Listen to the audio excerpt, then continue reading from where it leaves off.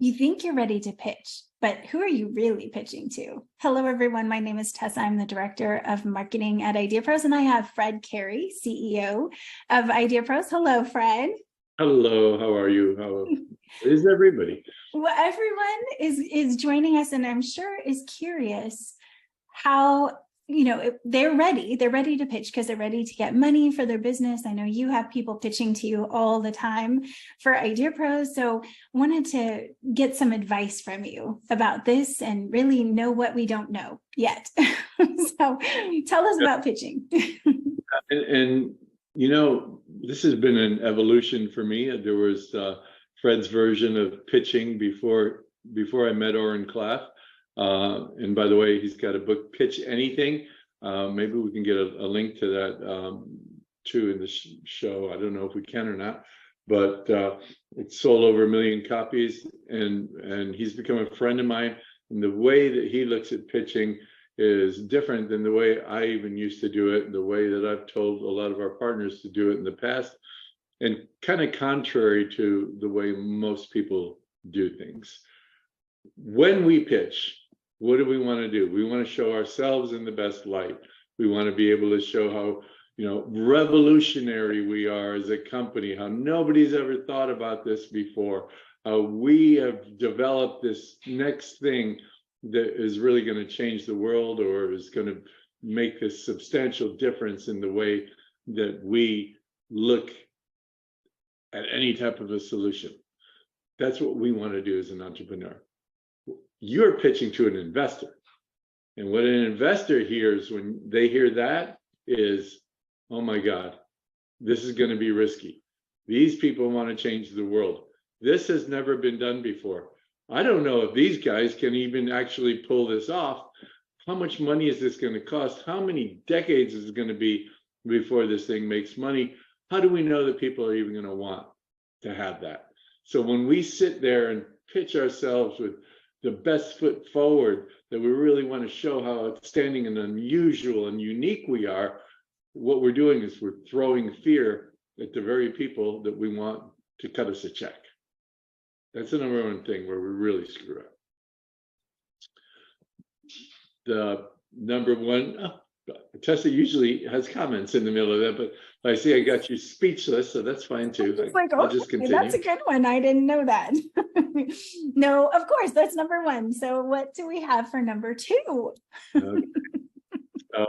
So once we figure that out, and we decide, all right, well, I'm going to make sure this, I'm not making it so it's revolutionary, I'm not going to change the world, but we still get right into the pitch.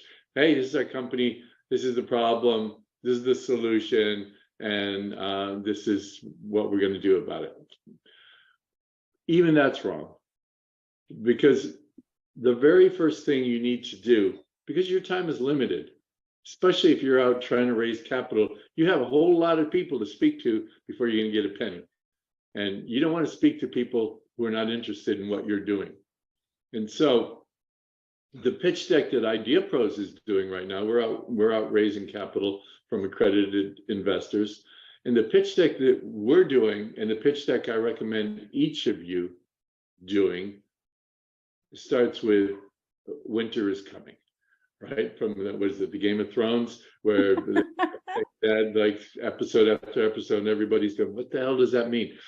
What it means is the world is changing, that there is this big shift in the way the world is doing things that is going to create incredible opportunity. And you have to get buy-in into that before you go any further. You need them to agree with you on that. So whatever this thing is, whatever the world is changing part is for your company, you have to get people to buy into that conceptually. Otherwise, don't even bother going any further. So I'll give you an example. I'll give you the IdeaPros example because I know it by heart because I've been saying it so long lately. But the world is changing pitch, our winter is coming pitch is, when I was a kid, if you thought of a wealthy person, you thought about a doctor, or a lawyer, the business owner down the street, movie stars, athletes. That's what we thought of. But now, winter is coming, right? Now, everybody thinks about entrepreneurship. You're all over social media. Everybody tells you how easy it is to be an entrepreneur. There are free courses from the best schools in the world talking to you about entrepreneurship, and it looks like it's easy. But if you look at the data, 94% of all multimillionaires, all the billionaires that are entrepreneurs came from elite schools. Over half of them got MBA degrees from those schools. They have professors that can call anybody, make any appointment. They know how to talk like an insider, and you don't. And that's our world is changing moment, because 95% of people who want to become entrepreneurs are not going to be able to make it because they don't have the tools, they don't have the knowledge, they don't know how to talk like an insider, and they don't have the access to capital that they need in order to succeed. And IdeaPros is addressing that 95% of the audience. Do you understand what I'm talking about? Do you get this big problem? And if they think, yeah, you know what, it's not for me, or I don't get, then leave, right? You don't go any further. Don't start talking about your company, how much money you make, how many customers you have, any of that stuff, if they don't buy into that big picture. So, Mr. Investor, this is the problem as I've explained it. Do you understand it? Do you agree that that's an issue? I think everybody should be doctors and lawyers. I don't think anybody should be an entrepreneur. Okay. Thank you so much for your time. I'm out of here because I'm very busy. We're building our company. We have a lot of investors interested in what we're doing. And I can tell you're not one of them. I don't want to waste your time. And I certainly don't want to waste my time. So, well, that's interesting. Most people don't say just, pre-qualify while you're doing your pitch deck. So that is definitely a different perspective. Think about it this way. I'm trying to sell you how amazing and delicious and well prepared my steaks are, and you're a vegan, right? You're not gonna buy my damn steak. So, right. So find out if they eat steak first. Find out. So you find out if they eat steak by finding out if they believe in this big picture, the winter is coming picture that you've painted for them. And if they don't believe in it, why are you wasting your time going through your team, your projections? They're sitting there. You know what they're doing? Every time they look down, they're looking at their phone and they're answering emails. And you're wasting your half hour, and you've wasted their half hour because they're too polite to tell you get the hell out of there.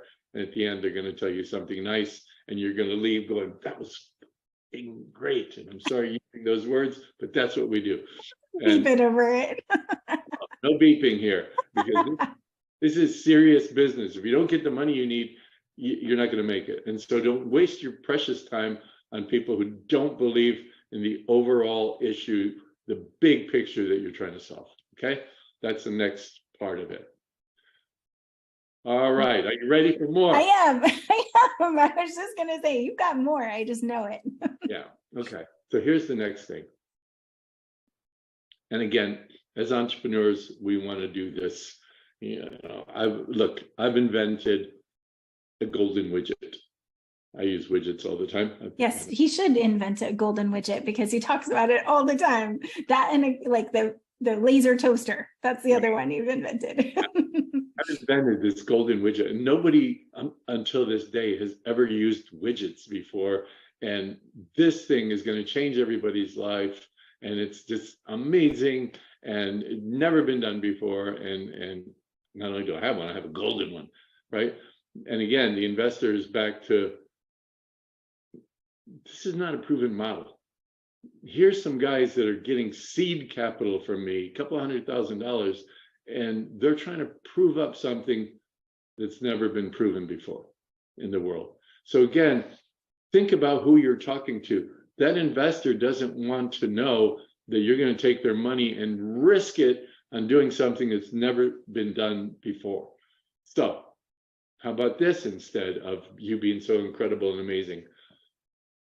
Look, We are really hardworking, average people that have come across something that's a huge problem. And we're not the first to think of it. There are 3 other companies here I'm going to highlight that are doing part of what we plan on doing. And each one of those companies have gone from 0 to $1 billion valuation in just 4 years. And they each do different elements of what we do, except we found one big flaw, one big missing ingredient, and we can prove that the ingredient is necessary because we found 5,438 one-star reviews of these different companies that all complain about this one thing that none of them provide. And that's what we've created. So we have the model, we have the audience, we have the pain point, and the focus of our company addresses that one pain point that everybody wishes they have, that they've given billions of dollars to get, and we're the only company that can deliver. So this is where your uniqueness comes in, not on the beginning side of like, this is so revolutionary. You can say this is how you're unique is supposed to come into this whole pitch is more, we've already proven it. Now this is how we would do it differently. Right. So rather than saying you're going into these uncharted territories where nobody has ever been before, what you're saying is this is a model that others have proven out for us. We're just doing it better. Is there ever a time when somebody wouldn't have a model? I know your example, so I kind of know what you're gonna say. Like, you know, if you don't have a model you can point to, then you don't have a need you can point to, right? Because every single business should be based on consumer demand or business demand, some demand. You're solving a problem, right? So if you're solving a problem, it has to be something that's a problem already. And that problem is being solved somehow, maybe very, very inefficiently. Like the car and the horse.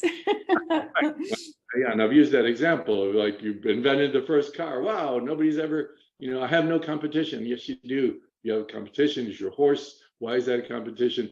Because the problem is not cars, the need for cars. The problem is the need for transportation. And that's been addressed with horses. Now I'm going to try to do it with automobiles for these 3 reasons, right? So same thing. If you can't point to a problem that is being solved in some inefficient way, then you probably are going to fall victim to being one of those entrepreneurs that the outsiders instead of the insiders that have created something. The number one failure point, by the way, ladies and gentlemen, that you've created something that there is no need for. And that's why the number one reason that most startups fail, you've created something that nobody wants. So again, think like an investor. An investor wants to know that while they're taking a bet, this is risk capital, right? Every investor knows no matter what you say, this is going to be risky, but you got to make it within the risk tolerance. And you can't make it within the risk tolerance if you are going to have the first inhabited colony on Mars. That ain't going to work. Maybe you're going to build something down the street in a geodesic dome that nobody else has ever created before. I can buy into that. Don't put me on Mars. And so we want to put people on Mars to show what an amazing, extraordinary opportunity we're creating. Instead, we're instilling fear in people's lives because that's the risk dollar, but they don't want to risk it towards an impossible level. They want it to be a tolerable risk. And you make that so by number one, getting them to believe in the big story. Number two, showing them that there is this problem that people are solving and the companies that are solving it are making a shit ton of money. And then showing that you're fixing this one thing that the others have not been able to address. Ironically, I know someone who makes worthy domes, which are dome houses that go up really quickly. So that's already been invented, guys. So make a better one. Right. Well, Fred, do you have more advice for us, or do you want to split this into pieces? I know there's a lot of info that you want to cover for people on the pitch deck topic, just alone. More. He's more. Well, go for it. So let's follow from the investor's standpoint, right? I'm the investor. I bought into the fact that there's this huge opportunity because winter is coming, the big idea, there's a shift that's taken place. I bought into that. I bought into the fact that, okay, I'm kind of comfortable because there's other companies that have been trying to solve this problem and it's not being done well. And these guys are saying they found that magic piece of it that needs to be fixed. There's still two big missing pieces. And those pieces are, number one, how do I know you guys are the ones that are going to solve this for us, right? So you got to get to the point where now you're pushing yourselves. We have launched dozens of companies. We've created billions of dollars in value. We have taken 14 startups from $0 to hundreds of millions in revenue. Whatever those things are that you have, and if you don't have them, go find associates that can work with you to create that, because the last part of the belief system has to be that you can pull it off. And you need to be able to show you that you can pull it off. You can't say, hey, you know, I've been a hobbyist and now I want to change careers and I want to be an entrepreneur, so I'm going to be really passionate. Get some muscle power around you if you don't have it in yourself. And that's why people who do it, that are partners with us, they include us in their pitch deck when they talk about management and who's going to do it, because they can rely on our experience to help bolster that management team, the people that are going to really pull it off. So you have to have that, because as an investor, I'm bought into the idea. I bought into the fact that there's a problem. I bought into the fact that that's a big problem that people will pay for. I got to buy into you now, okay? Because at the end of the day, 90% of those checks that are written ultimately get written because they believe in you. Those other things all have to be true. But if those other things are all true and they still think, man, you know, this guy just got out of high school, there's no way he's going to be able to pull this off, you're not going to get a check. On the other hand, if they're lukewarm on any component of the other pieces, but they really strongly believe in you, you can get a check anyway. Because if they really believe in you, they know that any of the things that are lukewarm in their minds, you're going to fix, because you have the capability to do it. But you can't fix yourself if you show up with no experience, no team, no nothing around you. That part can't be fixed. You're not going to get a check. And confidence in yourself too. So you have to have that confidence, has to be apparent. Yeah, people, you know, shifting your eyes, not knowing answers. You need to be able to know answers to everything. And every slide, by the way, should have some reference in your financial model. So that's the last piece of it, is you need to have a robust financial model, predictions of where you're going to be, even though, as we know, most financial models don't end up being where we predict they're going to be, but it shows that we've considered all the elements from the ground up of the things that we're going to need to do to be able to grow that business. So you need to be able to show that on slide 3, where an investor asks you, well, you know, you're saying you're gonna have, like, 6 months into this, you're gonna have 30,000 users on your new app. Why do you think that? Well, I'm glad you asked that question, because on slide 14, which I don't recommend more than 10 or 12. I was going to say, I think you're going against your model here. By 10, we have a 3-year financial model. And as you can see, that model is built upon the acquisition of customers through our downloads. And we are estimating it's going to cost us $2.40 for every download. And you can see it in our first year of operations. You can see how much we're spending on advertising, how that converts into members. And there's our other sheet that shows that member growth, right? So everything you need to be able to point to. And there's numbers in the Tam Sam Som section. There's numbers in the competitor section that you can understand, even if you don't have the final numbers. Like you said, this is an estimate. It's an educated guess, but a very educated one. You have to have those numbers to back it. And speaking of the word guess, don't say two things. Don't say guess. Say conservative. Don't say these are very conservative numbers. Why don't you give me the real numbers then? Those very conservative numbers. It shows that you don't know what the numbers are. And number two, don't ever give them a range. We think, and when you're doing modeling internally, that's good to give yourself a range, worst case scenario, best case scenario, middle point and everything. That's good internally. It's not good when you're presenting to an investor. An investor wants to know, I've thought through this, I've thought through the worst case, I've thought through the best case, I've thought through the mid-range. These are the numbers. This is what we're going to do. This is how we're going to do it. Okay. So you got to be direct. You have to be forceful. I said I had one more thing, but I got a couple more things. The biggest missing ingredient is what's in it for me. Mm-hmm. I remember hearing that from the Shark Tank team made a huge point of that. Oh, really? Yes, they did. We get a lot of questions about Shark Tank because that's not where the idea came from, but IdeaPros is very very much like Shark Tank, but earlier on, right? So we enter in early when the products aren't fully developed or the apps aren't developed. But I love what they were saying. Basically, on the end of a presentation, they don't care about anything but what's in it for them. 100%. Well, however, I would point out that Shark Tank is a TV show, and you have 1 in 100,000 chance of maybe getting on it. And then you have 1 in 100 chance of getting a deal.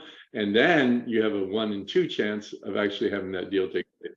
So we're way different than Shark Tank in that if we work together, we're going to get a product, we're going to get launched, and then that's your responsibility. But an investor really needs to understand what's in it for me and when am I going to get the hell out of this deal, right? And so when you're talking to a private investor, they want to be out in 3 years. What's your 3-year exit plan? I'm going to go public. I'm going to get acquired. They're not going to support your lifestyle business that you're going to run for the rest of your life, right? They need to have an exit. I'm going to give you $100,000. You're going to tell me 2 things. You're going to tell me you're going to make me 10 times to 20 times to 50 times that amount. And you're going to tell me that you're going to get out in 3 years so I can get all that money if I want, or take out what pieces I want because now you're a public company and I can keep some of my stock in and sell some of my stock. If you don't have an exit plan for your investor, they're not going to support you for the rest of your life, right? Think of yourself as a child and a parent, other than my kids. By the time you're 17 or 18, the parent's done with you, right? The individual investor wants to have an exit, and you need to do that. And oh, by the way, it's not a bad idea right in the very beginning, without having a slide in the beginning. If you want to really keep their attention, they got the big problem, they get it, they finally understand what it is, they finally understand that you're solving a piece of it. Not a bad idea to say, Mr. Jones, this presentation is going to take about a half an hour. But at the end, I'm going to show you how I'm going to give you 10 to 50 times return on your capital. So please, I ask for your indulgence. So just laying that out in the very beginning, you've already answered the what's in it for me without even hitting that slide yet. Now, if I'm an investor, this kid's going to give me 10 times my money. Okay, I'm going to listen because I'm getting 1.5% in the bank, and I'm going to listen to what he has to say.